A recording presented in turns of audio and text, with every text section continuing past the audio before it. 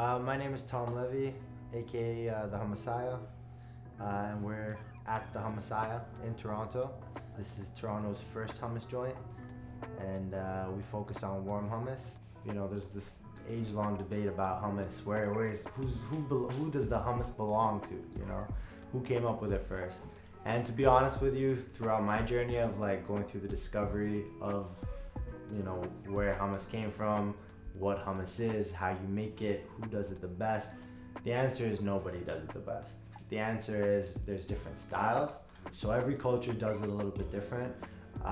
You know, for us, hummus is all about the love. We don't talk politics. We don't get into the, you know, it's not about the ego, really. It's just about the hummus and spreading it as far as possible.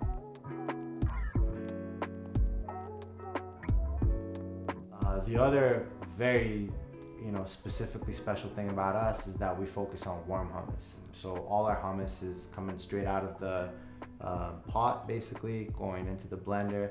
As soon as it's blended, from the blender it goes to the, you know, the person's plate.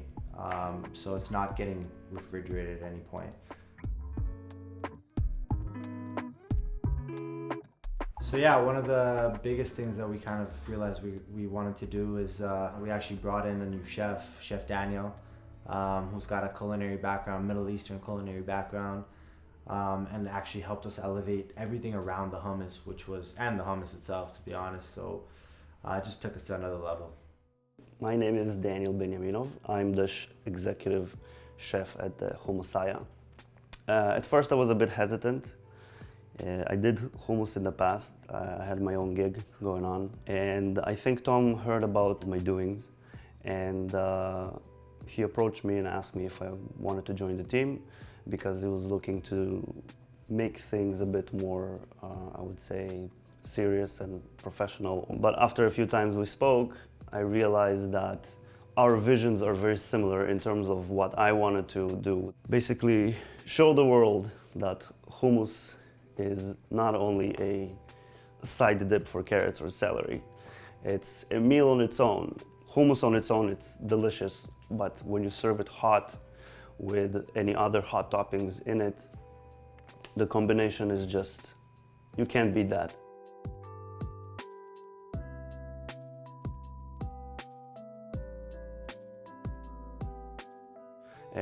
In the past, we had maybe 6 or 7 recipes. Now we have about 20 recipes. We want people to know that warm hummus is one of the best, healthiest meals that you can get out there. Spread the love and spread the hummus, basically.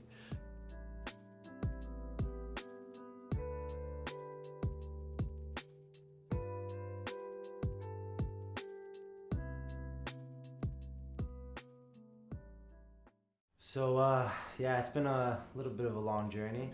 I got to Canada after winning a battle with cancer. I spent about a year in the Middle East getting treated. I came here to study business management, and during my 4th year, my last year in university at U of T, I actually got word that my dad passed away. He had a sudden heart attack at 50. I ended up going back home to be with my family, to grieve with them. I spent about a year back home, and during that time I basically found out about warm hummus. I fell in love with warm hummus. It became my comfort food, and just, you know, it became my thing. Hi, I'm Alvin. I used to work at the Hummussiah up until about 2 years ago, but before that I was Tom's roommate, and that's kind of how I got into the restaurant. But it was actually a little bit of a weird story. We're a year from graduating each, and it was 2015, and both our dads passed in about a week. So heart attack on my dad's side, and then afterwards, 7 days later, Tom's dad passes as well. And I don't even know, it's a strange thing to go through with your best friend, because we were neighbors at the time. And so we kind of had this weird understanding of how much we needed to work. And I guess, like, once we started up on this thing, Tom's like, Alvin, I want to start a restaurant, and I need to take care of my younger brother, I need to take care of things back home, I'm the oldest sibling. And it's a really wild thing to go from, yo, bro, we're just playing Call of Duty all day long and going to classes, to like, dude, I want to start a restaurant. And it was a bit of a weird, not weird, it was a crazy transition to watch. And those first 6 months where I was just busting ass, waking up at 8 in the morning, and leaving here at midnight, and that was my day, and then go to class if I had time. I don't have to worry about how the thing's going, because Tom's one of these people who's just got such a good head on their shoulders. So when it comes to how this place has grown, it's a reflection of how Tom's grown, you know?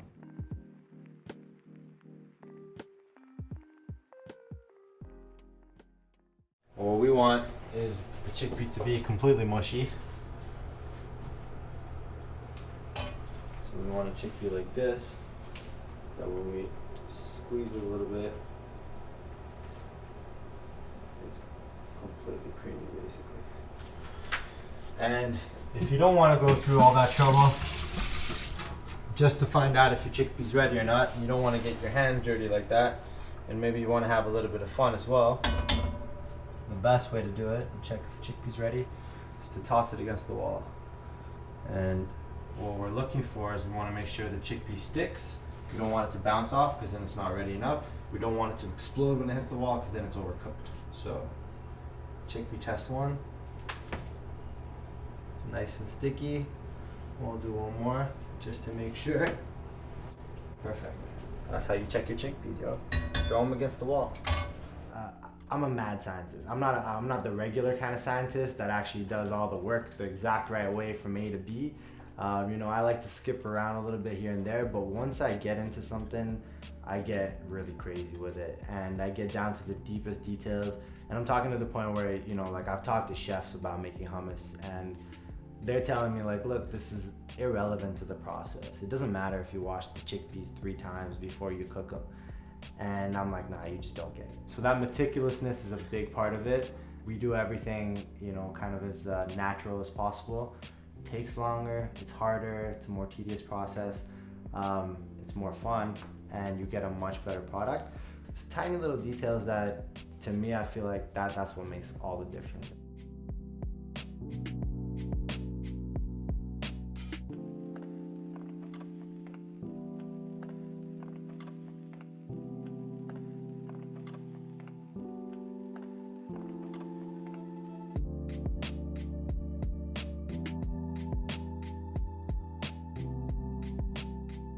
You ask a young entrepreneur, like an up-and-coming entrepreneur, why is their first business important to them? At the end of the day, this is my baby, right? And once I got fixated on hummus became my baby, and the Hummussiah became my baby. And my goal just basically became to share this love that I have for this comfort food with as many people as possible.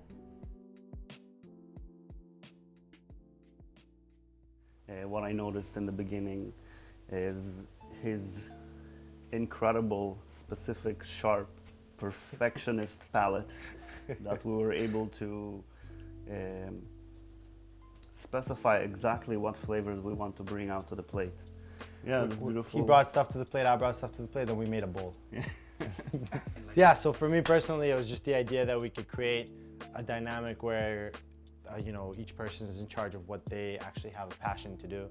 Daniel has a passion for the kitchen, and I have a passion for business and hummus specifically, and we combine those 2 things together to just bring hummus to the people.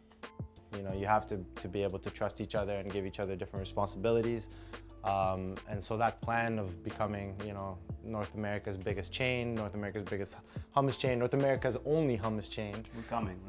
So the idea, it requires at least 2 of us and hopefully more people along the way as well as we grow.